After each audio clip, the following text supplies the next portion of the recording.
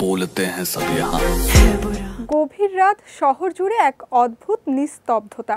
বাইরে টিপ টিপ বৃষ্টি আর বিলাসবহুল বাড়ির ঘরে ঘন অন্ধকার। এমনই এক রাতে ভয়াবহ এক অভিজ্ঞতার মুখোমুখি হয়েছিলেন বলিউড অভিনেত্রী সোনাক্ষী সিনহা। ক্লান্ত সোনাক্ষী সেদিন শুটিং শেষে বাড়ি ফিরে সরাসরি ঘুমিয়ে পড়েন, কিন্তু হঠাৎ গভীর রাতে তার ঘুম ভেঙে যায়। চোখ বন্ধ, কিন্তু মন যেন জেগে আছে। ঠিক তখনই টের পান কিছু একটা অদৃশ্য সত্তা যেন তাকে জোরে চেপে ধরছে। সোনাক্ষীর কথায় মনে হচ্ছিল দুটো শক্ত হাত আমার গা চেপে ধরেছে, একটুও নড়তে পারছিলাম না। এতটাই ভয় পেয়েছিলাম যে চোখ খুলে তাকাতেও সাহস পাইনি।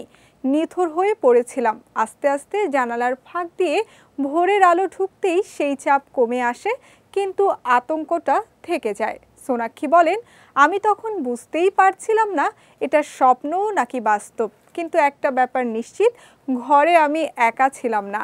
ঘটনার পরদিনও সেই ভয় তাকে তাড়িয়ে বেড়ায়। শুটিংয়ে গেলেও মনে পড়ে আগের রাতের অভিজ্ঞতা।